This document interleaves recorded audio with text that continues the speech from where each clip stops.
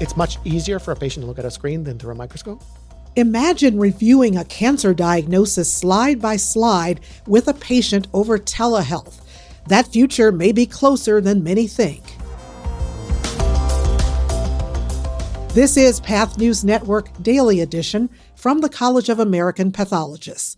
I'm Nancy Johnson. It's Monday, May 11th. Digital pathology could soon change the way cancer patients experience telehealth appointments. The CAP's Dr. John Groth directs informatics, innovation, and technology at Endeavor Health in the Chicago area. It's something that the patients want, and it's something that allows them to get a better picture of what's going on. I think here, oftentimes, for most of us, I can think from myself, you go to the doctor, you have an x-ray, you have a CAT scan. Someone's going over that with you. You're physically able to see it. In pathology, when they're giving a diagnosis, they're just giving a word. They're not actually able to visualize it. The technology already allows hospitals to scan traditional glass slides into digital images that can be shared online. Instead of only reading their pathology report, patients can actually see high-resolution images of their tumor slides on screen while a pathologist zooms in and explains what they're looking at. The other thing is that with the digital image, you can actually see a lower power magnification, so it's easier to see the tissue. And digital, whether it's a whole slide image or a camera feed, the patient doesn't have to physically be in the room with you. Patients have mobility issues. They have a variety of concerns. They have work, how to get out of these things, so you can meet them where they are. These telehealth consultations with pathologists are happening on a limited basis right now.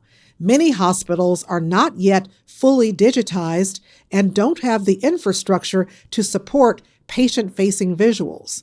However, Dr. Groth says Endeavor Health, with 9 hospitals in the Chicago area, is planning to go live with greater patient access to imaging later this year.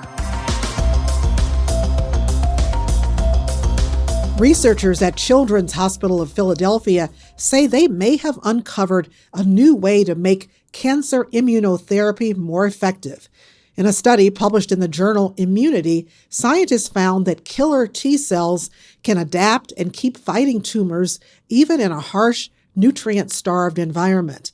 The team discovered the cells rely on a built-in stress response system that helps them recover and continue attacking cancer.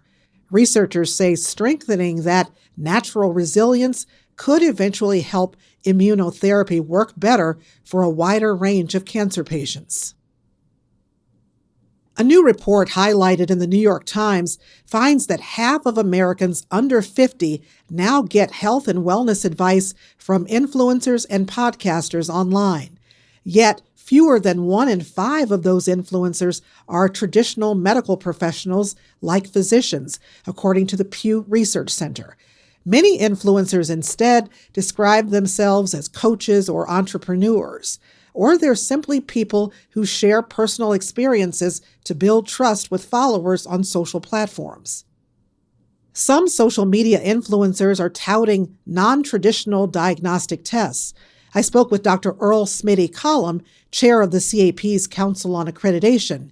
He says the council has formed a work group to ensure that before the CAP accredits a laboratory, it examines whether this type of non-traditional testing to patients is medically sound.